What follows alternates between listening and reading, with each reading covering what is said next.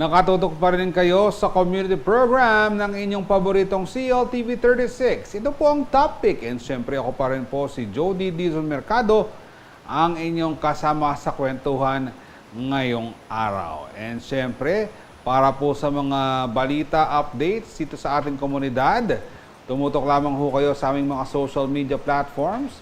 Ang aming pong FB pages o Facebook pages ay CLTV 36 Official at CLTV 36 News. So, dalawa pong FB pages yan.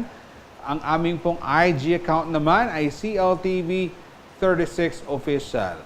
And upang mabasa po ninyong aming mga tweet sa Twitter, mag-subscribe ho kayo sa aming Twitter account na CLTV 36.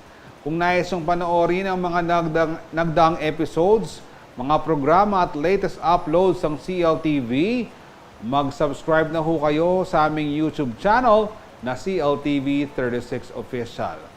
Para sa karagdagang impormasyon hinggil sa CLTV 36 at sa aming live streaming, i-type lamang po sa inyong web browsers ang www.cltv36.tv. Ang amin naman pong TikTok account ay at CLTV 36. And syempre, ang ating pong mga pa-birthday greetings naman. Una ko pong babatiin ng happy birthday si Christian Lloyd Galura. Lloyd, happy birthday sa iyo. And wishing you good health and maraming blessings. Love sa iyong family. Lahat sana ng iyong mga pangarap sa buhay, lalo na sa iyong anak na si Gigi ay matupad. And kung may handaan, Lloyd, pagtabi mo ako kahit Shanghai lang. Mabuhay ka at mag-birthday hanggang gusto mo. Happy birthday, Christian Lloyd Galura. Birthday din ni Bapang Bong Dizon. Bapang Bong, happy birthday. Maraming salamat sa iyong ayuda na isang buong manok. Hindi tuloy namin alam kung ano ang iluluto sa iyong pa-birthday na isang buong manok.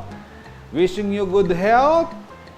Ilayo kayo ng ating Panginoon at ang iyong buong pamilya sa anumang sakit at kapahamakan. At siyempre, biyayaan pa kayo ng maraming blessings ng Panginoon. Mabuhay ka at mag-birthday hanggang gusto mo. Happy birthday, Bapang Bong Dizon.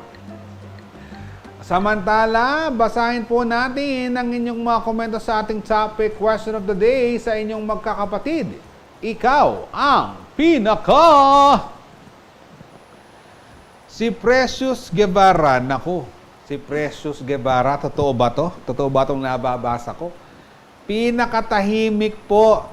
Hindi ako naniniwalang pinakatahimik ka sa magkakapatid, Precious, kasi nung ikaw nag-OJT dito sa CLTV, ang lakas-lakas ng boses mo. Si Cleo Perez, pinakamalakas ang appeal. Huwag sanang mabasa ng mga kapatid ko to. Bakit laging may yung wag sanang mabasa ng mga kapatid ko to? Siguro yung kapatid ko ganun din. Kaya nung siya yung nag-post, sana wag mabasa ng kapatid ko to. Isa lang naman siyang babae. Sabi niya siya daw pinakamaganda. Siyempre, ikaw lang pinakamaganda, ikaw lang babae sa aming magkakapatid. Si Annalyn Canlas ng Kiel, pinakamaliit pero malago. Siyempre, beauty is in the eye of the beholder. Kahit maliit man yan, di ba, Franz Rachel? Si Karen Jane de la Cruz, walang pera. Sipag lang, Ma'am Karen, sa trabaho, magkakapera ka. Si Miles Viray, magastos Legit, sabi niya, at may laughing emoji pa. Naku, ano ba yung pinagkakagastusan mo, Miles? Kung manlilibre ka, dapat sinasama mo kami para talagang mapatunayan namin legit kung ikaw nga ang pinakamagastos. Maraming salamat po sa inyong mga ipinadalang comments. Basta babasahin natin yan. Keep them coming. Bago matapos ang topic, malay nyo, mabasa ang inyong komento sa ating programa. At sa ating pong kwentuhan, hindi raw inaasahan ng ating bisita na makikita niya ang kanyang pangalan hindi lamang sa listahan ng mga pumasa, kundi pati sa listahan ng top notchers. Nang lumabas ang resulta ng April 2023 ECE licensure exams. Dahil dito napatunayan niya na God has perfect timing. Matapos siyang mag-back out noong October 2022 sa ECE board exam, dahil makalipas ang karagdagang 6 na buwan sa pagre-review, hindi lamang siya isang lisensyadong inhinyero, kundi top-notcher pa. Magipagkwentuhan tayo ngayong araw kasama ang top 2 sa April 2023 ECE licensure examination na si Ginoong Romel Gonzales Gadja. Welcome po sa topic, Sir Romel. Hello po, magandang hapon po sa topic and sa CLTV 36. Magandang hapon Sir po Romel, sa lahat na nakikinig. katulad po ng mga nagdaang bisita namin dito sa ating programa ng mga top notchers din sa iba't ibang mga kurso. No? Bibigyan kita ng pagkataon ngayon na batiin, i-shout out, i-greet ang lahat ng gusto mong i-greet. Siyempre, Sir Romel, baka may makasalubong sa iyo sa kalsada. Uy, napanood kita sa TV, ba't di mo ko binati? Sana po wala kayong makalimutan sa mga greetings nyo. Kapamilya, kaibigan, mga mahal sa buhay, followers, subscribers, crush, boyfriend, girlfriend. Go ahead po sa greetings nyo, Sir Romel. Ayun, so above all, papasalamat lang ako kay God. So, sa blessings na binigay niya. And then sa parents ko, na sumuport sa akin all throughout the almost 1 year na review. And syempre sa TSU community, sa boss ko, kay Sir Robert Marcos, and sa Office of the University Research Development, papasalamat ako sa kanila kasi doon sa support na binigay nila during my review habang nagtatrabaho sa kanila. So yun. And sa mga kaibigan ko, kila Prince, Allen, tsaka Kerbin, tsaka kila Ina, kila Janina, kaya Benedict, Jack, alam mo na. So, next. So, binabati ko silang lahat. So, ayun. Sana walang nakalimutan si Sir Romel dahil siya mapangahas siya sa greetings niya. Kasi nagbanggit siya ng pangalan. Kung hindi kayo nabanggit, huwag kayong mag-alala. Kayo pa rin ho ay nasa puso at isipan niya. Congratulations muli sa inyo, Sir Romel. Pero gusto ko munang talangin ngayon, bakit po electronics engineering ang napili niyong kurso? Ito ba yung first choice niyong kurso, Sir Romel? Honestly, hindi ko rin talaga siya alam. Kasi sa tatlong pinagpipilian ko, ECE, Computer Eng, tsaka Electrical. Ewan ko. Hindi ko rin sure sa sarili ko kung ba't ko napili yung ECE. And nung pumasok ako kay TSU, na-enjoy ko naman siya. Na-enjoy ko yung program. Na-enjoy ko yung mga hands-on, yung mga puzzles. Kaya sabi ko, tuloy-tuloy ko na to hanggang dulo ako. Lang kasimple, no? Alam mo, gusto ko yung mga ganong klase. Kasi iba, pinag-iisipan pa. Tapos, tinatanong sa magulang, Tay, ito yung gusto kong kursong kunin. Pero si Sir Romel, hindi niya alam. Marami nga siyang nabanggit na kurso kanina. Pero sabi nga niya, napunta siya sa ECE, pero the rest is history. Kamusta bilang estudyante si Sir Romel? Kayo po ba ay achiever? Bata pa lamang? Isang butong hininga. Hindi ko masabing achiever ako kasi alam mo yun, yung may time pa ako mag-chill, may time pa ako maglaro, lalo na during pandemic, yung mas inuuna ko pa maglaro kaysa mag-aaral. Yung ganun type. Kaya hindi ko masabing serious type na student ako. Pero I think blessing na rin na may at least nung graduate ako, naging cum laude ako and all of that. Sabit na cum laude. Pero yun, hindi ko siya pinag-aanuhan as ang timbang ba ako. Pero ang ano ko dun okay, dito na tayo sa fine line. Kasi mas na ano ko siya. ang hirap niya explain. Honestly, ang hirap niya explain kung paano kind of student. Kasi, not too serious, not too enjoyful. Nasa gitna lang, ganun. Yun. Napaka-humble talaga ng top notcher natin, no? Talagang, para sa kanya, ano lang talaga, no? Regular student, no? Nasa kalagitnaan lang, napapagalitan, sumasablay, pero nag-a-achieve. Pero, yung bang ECE ay masasabi mong isang madaling kurso? Is it an easy course, itong kursong ECE? Sir, paulit nga po. Medyo nag-chop lang. Okay. Sir Yung Romel, ECE po may ay- tuturing mo bang madaling kurso ang ECE? Madali ba itong kurso? Is it an easy course for you? Karamihan wala ako sa posisyong sabihin siya madali eh. Kasi above all, nasa estudyante siya. Kung ano yung purpose ng estudyante kung bakit siya nag-aaral. Doon niya makikita yung sasabihin niya, madali. Or doon niya sabihin, mahirap, pero deserve ko to. Kasi ito yung gusto kong tahakin na course. Ito yung gusto ko, ito yung pangarap ko. So, it's either madali or mahirap yung course. Wala ako sa posisyon na sabihin siya. Regardless of course, civil, electrical, electronics, nasa purpose siya ng estudyante, kung paano niya i-take yun. Pero kung sa akin, kung ako tatanungin, mahirap siya in some courses. May courses din na sobrang dali. Lalo minor, di ba? PE, gano'n. Rizal. Pero, so, hindi ko siya overall na masabi madali. Hindi ko siya overall na masabi mahirap. Kasi, nasa student yun kung paano niya i-take. And nasa student yun kung paano niya i-reform yung purpose niya as a student at paano niya i-take yun. Kasi mayroong ibang student na sasabihin nila, ay madali lang yung course ko pero nag-ship ako. Or, ay mahirap tong course ko pero itutuloy ko kahit umabot ko ng 10 years or 8 years, tugo ko pa rin siya kasi yun yung purpose ko as a student. Yun yung pangarap ko. So, yun lang po yung ko. So, I don't have any take kung madali ba siya or mahirap.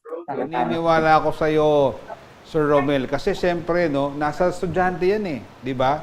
Kung talagang pagtutuunan mo ng pansin yung pag-aaral mo, nakafocus ka lang, kahit gaano kahirap yan, magsasaksid ka, kung naman magbubulakbul ka, mag-ML lang mag-ML, o girlfriend na lang tupagin, talagang, dapat talagang paghusayan mo sa iyong pag-aaral. Sir Romel, ikaw ba ay naapektuhan ng pagiging online ng klase nitong pandemic? So there are kinds of yung online disadvantages dahil yung mga hands-on. Pero nakakompensate naman siya kasi everything is in the internet na eh. Kahit na yung mga quiz ng mga prof, nasa internet na siya lahat eh. So we don't have any reason na sasabihin natin, ay, hindi ko to alam kasi nag-online ako or what. So parang nasa take na lang natin siya kung nag-online ba tayo, i-take ba natin siya seriously and we learn nothing? Or mag-online tayo kasi gusto natin to expand our knowledge. Parang ganun, sir. Parang in terms of lifelong learning, hindi naman laging physical yung nalalearn natin. So kapag sinabi nating lifelong learning, meron din tayong mga na-aral online sa mga YouTube University.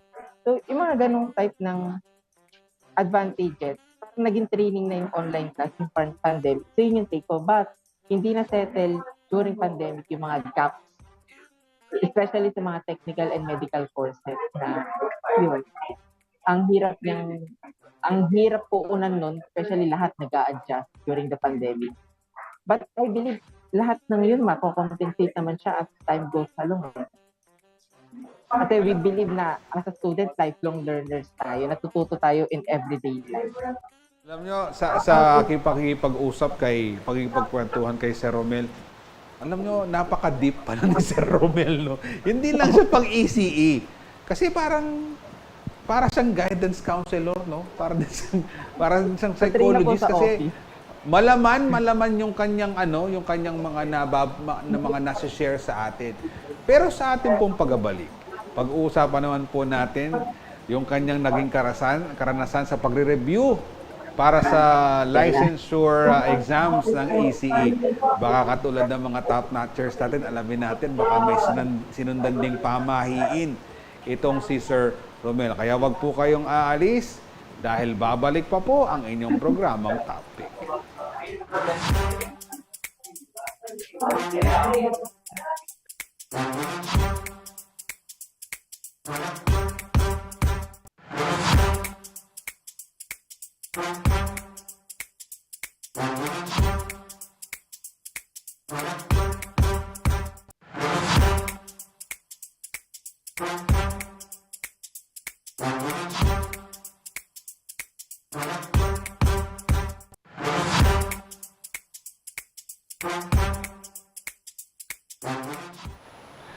Kayo nakatutok pa rin sa ating programang topic. Happy birthday kay Georgina Baluyot Gabrilio. Sana'y dumami pa ang iyong mga kliyente bilang isang magaling na makeup artist. At alam ko magaling din itong interior designer, itong si Georgina. And wishing you good health.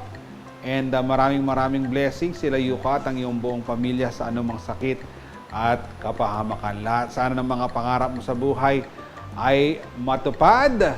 Mabuhay ka at mag-birthday hanggang gusto mo. Happy birthday, Georgina Baluyot Gabrilio. Happy birthday din kay Flor Nazaire. Flor, happy birthday. And syempre, alam ko may kambal ka. Ano kasi pangalan ng kakambal mo? Happy birthday din sa kanya.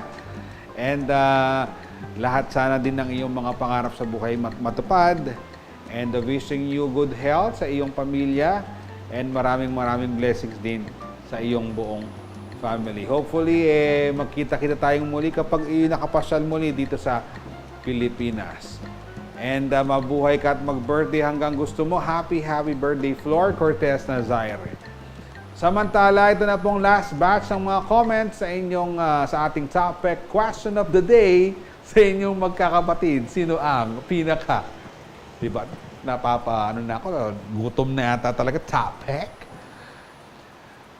Ang sabi po ni Jenny, pinakamaganda, pinaka-smart, pinaka-polite, pinaka-generous, pinaka-kind. Sana lahat ng kapatid ganyan, di ba? Pero alam mo, topmost dyan, yung talagang kayong magkakapatid, nagkakaintindihan, nagmamahalan.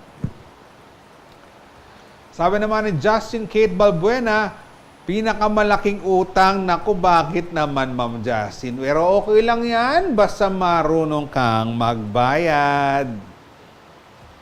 Si Mitch Jean Ponce, pinakamadaming anak, 3. Yan, sa inyong magkakapatid. Kasi feeling ko yung nanay ko, saka marami silang magkakapatid sa lola ko. Marami sila. So yung 3, okay lang na number yan. Si Rezi Santolaha Flores, pinakamatipid. Okay lang yan din. Importante, may naiipon for future purposes sa mga gastusin. Ito na yung pinaka sinasabi ko kanina ha.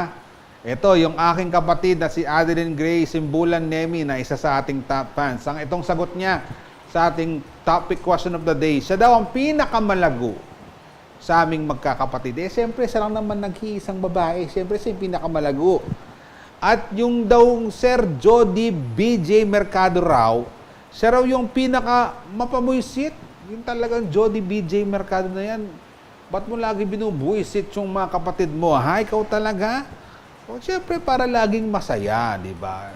Kundi, naiinip tayo kung walang mambibisit. Alam yan ng ating resident historian. And siyempre, kasama pa rin po natin si Sir Romel. Kung si Sir Romel kayang ating tatanungin. Sir Romel, ito sa inyong magkakapatid, ikaw ang pinaka-ano? Pinaka-matipid. Matipid din tong si Sir Romel. Pero Matipid, alam ko, Sir Romel, hindi matipid ang kursong ECE. Alam mo kasi, meron akong kaibigan, kumuha rin ng ganyang klaseng kurso. At alam mo, hindi siya natutulog. Sir Romel, siya yung aming valedictorian. Noong high school kami, pero Grabe talaga, ganyan kahirap yung ECE pero tingnan nyo, nalampasan nyo ni Sir Romel. Ang question ko, Sir Romel, after graduation, kaagad ho ba kayong nagpasa na mag-board exam, Sir Romel? Totally hindi pa siya during taking last semester, fourth semester. Fourth year, second semester. So I decided to review na kasi mas maganda, di ba, mas early, mas okay mag-review eh. Pero so, nag-start na ako noon ng review until hanggang October board exam. Pero, yeah, as yung sinabi ko nga, ginawa niyo intro kanina, I backed out for October 2022 na ECE pero yung ECT, pinurso ko siya, ginuo ko siya kasi I think good help siya, especially sa professional growth ko dito sa TSU at sa Science Research Specialist. So, sabi ko, okay, magpapa-April na lang ako for ECE habang itong ECT, go ko na to. Parang ganun. So, parang papatak na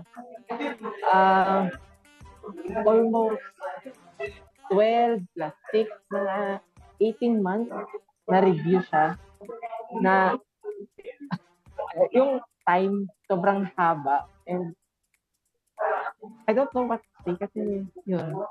Ang tagal nung investment na ginawa ko for this review.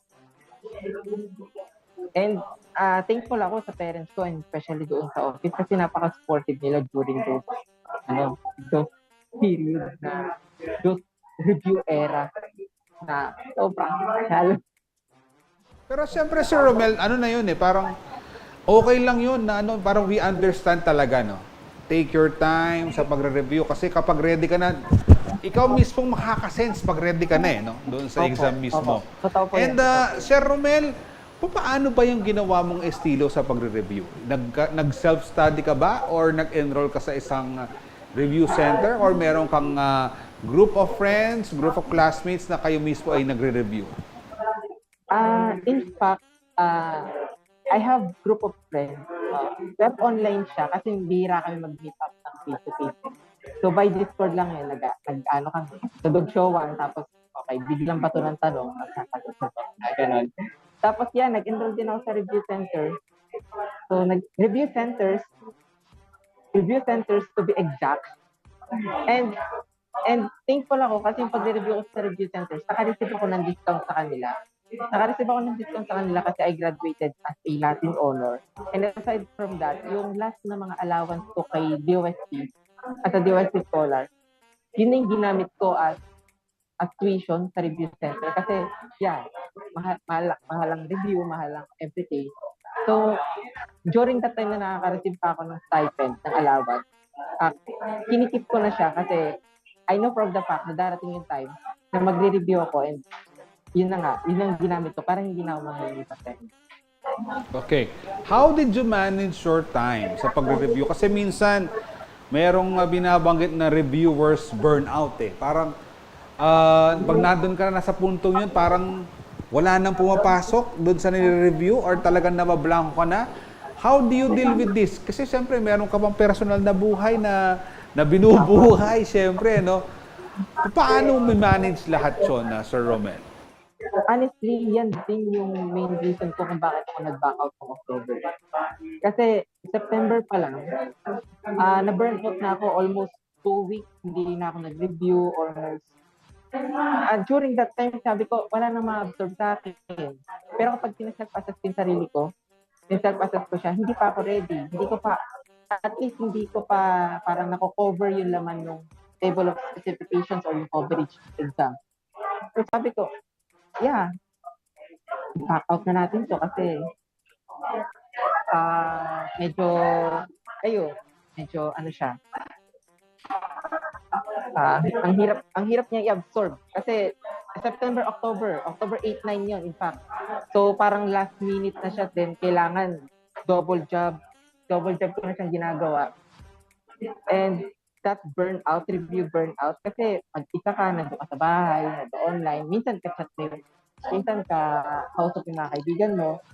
But there will be cases na sobrang ingay, sobrang ano niya na, sobrang draining na siya. Imbis na may pumapasok sa'yo, nadidrain ka na. Hindi pong gigising ka ng 5, review ka konti, basa ka, kaya magsagot ka ng question. Pagdating ng 6, wala na, para ka nang inaantok. So, yun yung feeling din na nag-decide sa akin kung bakit hindi na ako nagtuloy sa October 2022. And in fact, during that time, yung pagpasok ng October, tinawagan ako ng boss ko. Sabi niya, gusto mo bang pumasok dito sa TSU? And sabi ko, sige po sir, kaso po nagre-review ako. Sabi niya, okay lang yun, support ka namin. And naging big help yun doon sa October to April na review ko kasi sila, nandyan sila, moral support, ganun. Minsan may dog show, ganyan. And yun, so during the October and April, hindi ako nakafeel ng burnout ng review dahil sa kanila rin. Dun ako very thankful din sa office namin. Na kahit na Sir Romel, busy sa work, kumusta nakapag-attend ako naman ng ang conference. exams? Sir Romel, kumusta naman ang exams? Nung nandun ka na, kabado ba? Nung mismong nag-exam ka na? Or dahil sa you had enough time to review, parang masasabi mong, nadaanan ko na lahat to sa review ko? Honestly, during the exam, hindi ako kinakabahan eh. Pero before the exam, nabibwisit ako. Before the exam, nabibwisit ako kasi there is an issue in PRC Pampanga about calculators. So, during that time, siguro 30 hours na lang before the mismong exam. Sabi ko, kapag pinush ni Pampanga na hindi niya ituloy yung calculator sa pinapagamit sa ibang review center, talaga mag-walk out ako no during that time. Kasi yung time na ininvest ko, mapupurnada because of the regulation. Kaya, hindi ako nakaramdam ng kaba in the exam. Nakaramdam ako ng buwisit before the exam. And, ewan ko, masaya ako during the exam eh. Kasi, yung ibang questions kumikinang. Parang, daanan ko to. Ganun, parang ang saya niya kasi, parang nakita ko to somewhere. Hindi ko alam kung saan, pero nakita ko siya. Alam ko siya paano isolve. And yun siguro yung benefits kung nagtagal ka nag-review ng sobrang dami mo ma-encounter, parang hingiti ka na lang, uy, mga letters ito. Diba? Talagang sa Kapampangan makaparikil eh. Talagang nakatadhana talaga, no? Pero ito, tinatanong ko ito sa ating mga previous guests na top notchers. Sir Romel, kayo po ba ay sumunod sa mga pamahiin ng mga nagbo-board exams? Marami na akong alam dyan, ha? Marami na silang nasi-share. Pero kayo po ba naniwala doon? At syempre, wala namang mawawala parang nag-follow kayo sa mga pamahiin na superstition sa mga nagbo-board exam. I think yung red na brief kasi nailagay siya ni mama ko nung nag-i-empake siya. Pero most of the pamahiin, hindi ako naniniwala eh. Kaya ang inaano ko, okay, we start on the prayer. Sabi ko sa tatlo ko kasama, we start on the prayer. Roy, ikaw mag-start, gano'n. So, much better na we hold our faith rather than lack or superstition para at least hindi out of the blue yung pinangahawakan natin. We still have faith na okay, naniwala ka or hindi, at least naniwala ka doon sa dapat na paniwalaan natin. Regardless kung ano man tawag natin sa itaas, naniwala tayo sa kanya. Diba? Talagang napakagaling na mag-explain to ni Sir Romel, no? Parang talaga, nga naman, no? Wala namang mawawala. Pero, paano mo nalaman na ikaw ay bumasa at top notcher pa, Sir Romel? And anong reaction ng parents mo? Yeah, so, kasi, konting background lang. Nung first day kasi nung exam, yung math tsaka electronics, talaga nag-breakdown na ako nun kasi sobrang nahirapan ako doon na ako rin ata yung last na magpapasa rito. Last month standing ka ako nun sa testing site. Tapos, pagkakita ko ng result, sila naman pala yung pinakamataas. Anyway, going back, dahil doon, yung na-feel ko during the exam na yung tatlong kasama, lahat kami hirap doon sa math at electronics. Sabi niya, wag na natin asahan. Let us accept our fate na life must go on naman. So, nung lumabas na yung result, ng gabi yun, so, ang una ko talagang tinignan, yung list of successful examinees, yung complete list. Sabi ko, nandito yung name ko. Hindi masaya na kami ng parents ko. Tinawagan ko na si papa ko, nagtatrabaho sa Manila. Ayun na, masaya na kami. And then, there is such time na may nag-chat na friend ko, na sabi niya, Bok, top ko ka, kanyang ganyan. Sabi ko, hindi ako makapaniwala kasi, hirap na ako sa exam. Halos nang hula na ako nung first day. Tapos biglang top 2. And then, yun na nga, legit na nandun sa PRC list, top 2. Then sabi nila, sayang 0.1 lang yung difference. Sayang yung 0.1. Sabi ko naman sa kanila, be thankful na tayo kasi 0.1 yung difference.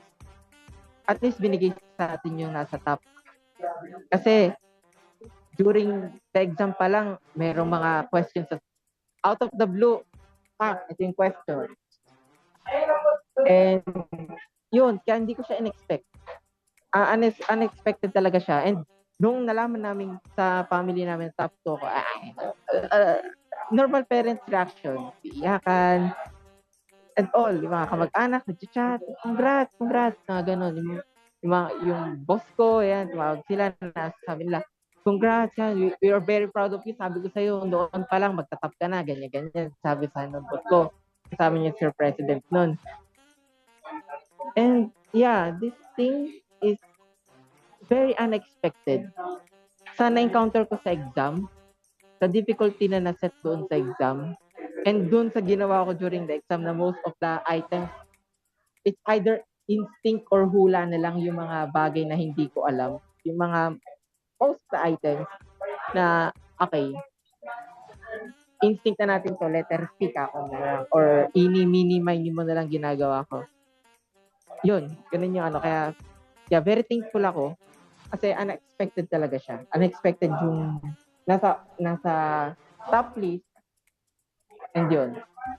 Hindi ko siya Sir Romel, last question ko na lang po ito sa inyo. Sabi nyo kanina, 0.1 lang ang diferensya. Pero ako, ituturing ko na rin kayong top 1 dahil 0.1 lang. Ano ba yung 0.1?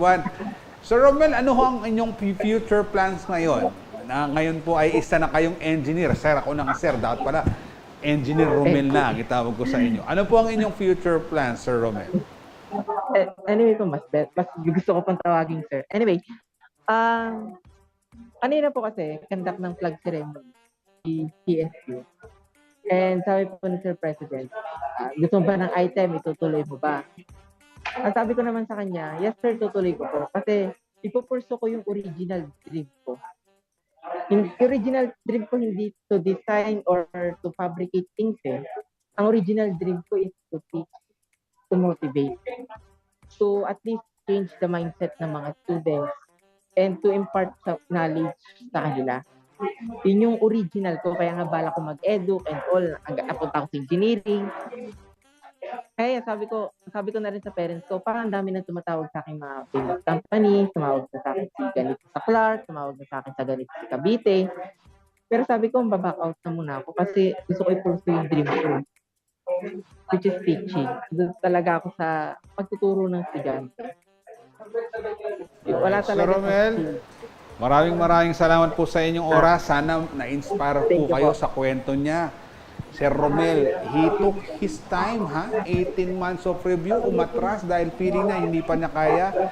In God's time, in God's timing, talagang maibigay lahat sa inyo ng inyong mga pangarap. Tingnan nyo, 0.1 lang ang diferensya, kundi ito na yung ating number 1 top-notcher in the recent April 2023 ECE Licensure Board Examinations. Again, congratulations po sa inyo, Sir Romel, at sana'y marami pa po kayong matulungang mga future engineers dito sa ating bansa. Maraming salamat po sa nanonood sa ating programang topic. Tumutok lamang sa CLTV 36 para sa latest updates. Ako po si Jody Dizon Mercado, sa aking anak na si Harper Arabella, I love you, and sa aking asawa na si Patricia, Kaluguranda ka. Taga rito kasama niyo CLTV 36, atin to.